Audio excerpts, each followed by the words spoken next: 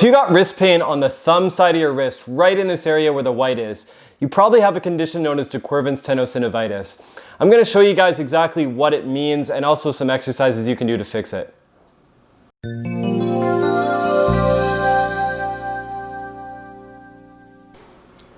And first, before you watch this video and give it a big thumbs up, please subscribe to Ryleyrehab because I'm making new content regularly about all these kind of injury topics, ultimately helping you become the expert of your own body.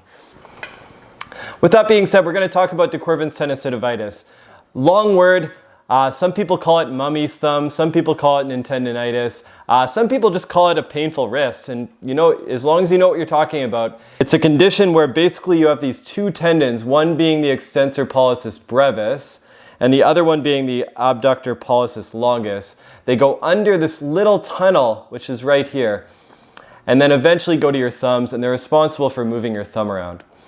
Only thing though is that tunnel is kind of a small area and can easily get pinched and easily get smaller, or if the tendons ever become inflamed, the tendons can take up the space more, causing more pain.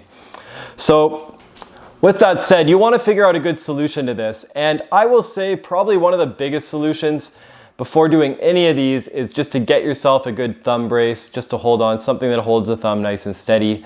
I had another video on that, so I'll link it down below. But beyond that, as far as other therapies you could do, one of the first ones that's often told is to massage the area where the pain is. And basically that would mean you take a finger, stack it with another finger on top, and then you rub back and forth like that. What I would say with people is give this a try it once and do it for 30 seconds. Put a firm amount of pressure and go back and forth. And at that 30 seconds, ask yourself, do I feel better or do I feel worse? If you feel better, you're one of the lucky ones, because I would say, in my experience, I've failed a lot with this particular treatment. But it's still worth trying at least once just to see if it helps. And if it does help, that's fantastic. You're one of the lucky ones. That said, if you're not one of those people, there's a few alternative things you can do to work on this instead. One of them being is you can stretch the thumb by basically bringing the thumb across to reach towards your pinky and then holding it with your hand like that. Now when you do this, it's really important to not stretch through the pain, but stretch to the pain. So if you even feel pain when your thumb's only this far, just grip it like that, that's already enough. But you can work to slowly going a little bit further and further on this. And the whole idea is with 30 seconds of holding, the muscles back here will release and relax, and ultimately that should take a lot of the tension out of the tendon right there. The next thing I found that's pretty useful for this is you want to find your hand, the very bottom of the hand. So if you look at that little crease on your hand here, you want to go right on top of that crease there. So basically where your hand becomes your hand, after the lines there. And what you're going to do is you're going to take your thumb and you're going to push this way with your thumb while holding on with your other hand on the other side. Being careful not to touch the actual area where the pain is. You're going to hook your hand here, hook your thumb there, and you're going to push towards the thumb. Basically how I'm doing it is I'm pushing this way with my thumb.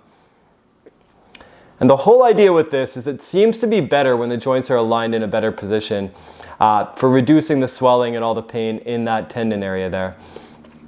However, you're not just going to do that motion. You're actually going to, while holding pressure with the thumb like that, you're going to move your hand back and forth.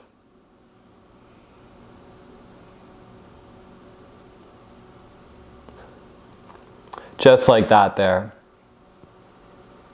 Once again, it's really important that your hands are more up here and not down where the pain is. What I would recommend is doing 10 of these. Check again to see how your thumb feels. If it feels great, that's fantastic.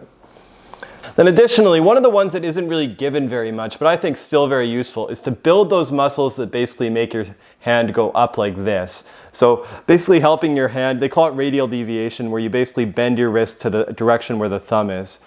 And what you're going to do here is you're literally just going to hold on to this, the way you're holding on to a beer, a glass of milk, something like that.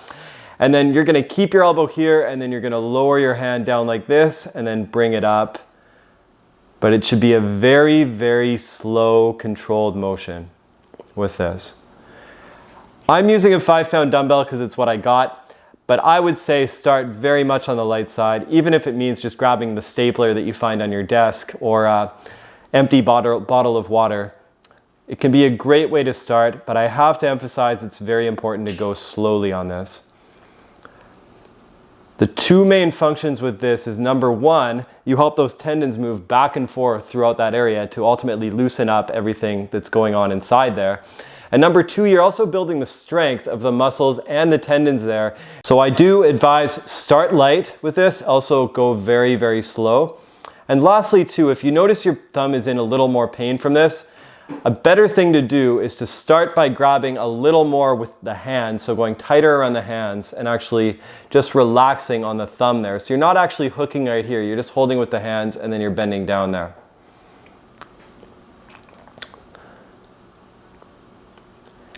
And then to progress from there, you can slowly start to add a little more with the thumb to make it harder. Typically, you'd want to do 3 sets of 10 of these a day, and it should not make you sore for more than 24 hours after doing this. So I hope all that helped. Please give this video a big thumbs up if you have found it helpful. Also, it's important to check with your medical provider before taking any of this advice because everyone has their own circumstances. That said, all the best, stay strong, and we'll see you next time.